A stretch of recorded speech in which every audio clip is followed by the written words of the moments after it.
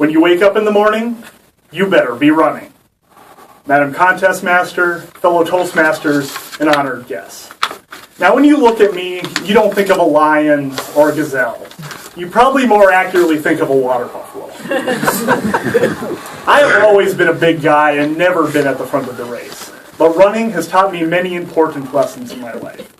It has shown me that in order to get to where you want to go, you better be running, even if your destination is not always what you expect. Let us go back to the beginning of my running career on a warm May, Minnesota day in the year 2000. My friends dressed to the nines in fancy tuxedos and flowing dresses. Me in a hooded sweatshirt and jeans, driving home from the high school gymnasium after watching my friends in the prom grand march. I didn't have a date to prom that night. Instead, I had a date with my parents and some old movie on TV called Chariots of Fire. I looked at the fat sophomore in the mirror and was devastated. I could almost hear the girls in my high school saying, "I can do so much better than Tony." I decided I was never going to be alone on prom night ever again. And that is when I told myself, you better be running. I ran to the end of the driveway and back. I even made an extra loop around the farm warehouse for extra effort. I ran all summer. Well, my running didn't make me any more popular with the ladies. What it did do is it got me in shape for football, and I was able to earn a starting position as a defensive lineman on the high school football team. So while my running didn't help me walk down the aisle for Grand March, it did help me run through the players' tunnel on Friday night. And that is when I learned, you better be running. So I graduate from high school, and my running career has come to a stall. Seems like the only time I ever run is during community festival fun runs. The neighboring town of Dassel was continuing on the Midwestern tradition of celebrating a food item with Dassel Red Rooster Days and the Midwest's largest chicken barbecue. During the Labor Day 5-mile run, I thought I was maintaining a pretty good pace, but I could see the crowd going off in front of me. I was in last place. Now, I don't mind being slow. A lot of people are slow, but only one person has the embarrassment of being in last place. I went around the final curve to the final straightaway, and that is when I saw her. The woman in second to last place. And that is when I knew I better be running.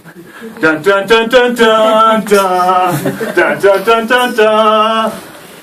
With 50 feet to go before the finish line, I sprinted by my newly acquired and very confused adversary.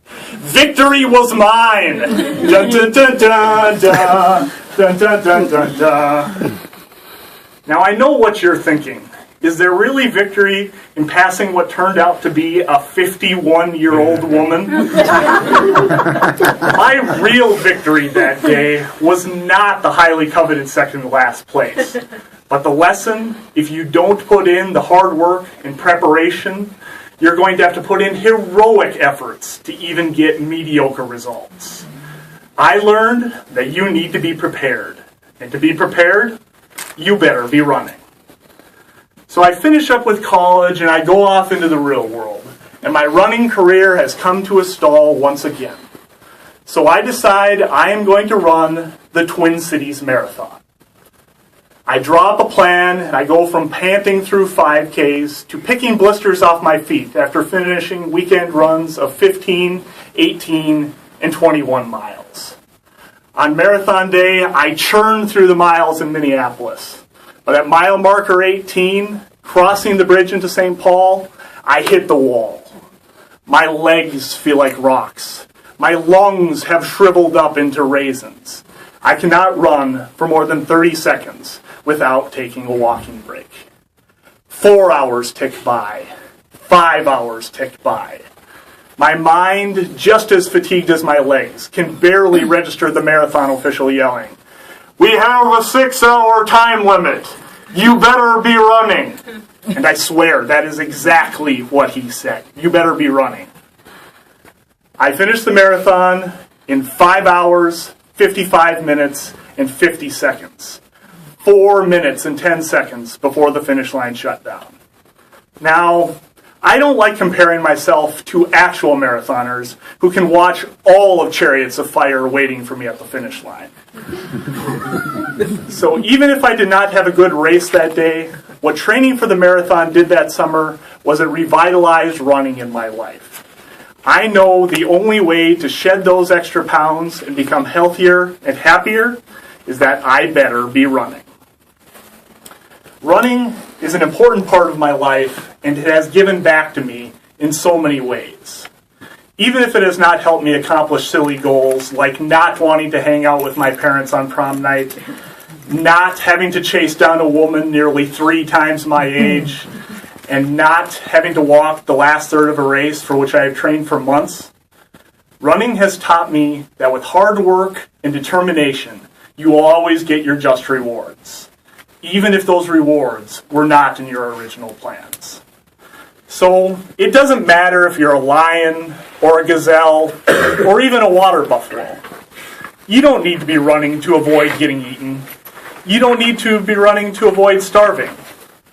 You need to be running because it is the only way to get to where you want to go, even if that destination was not what you originally expected.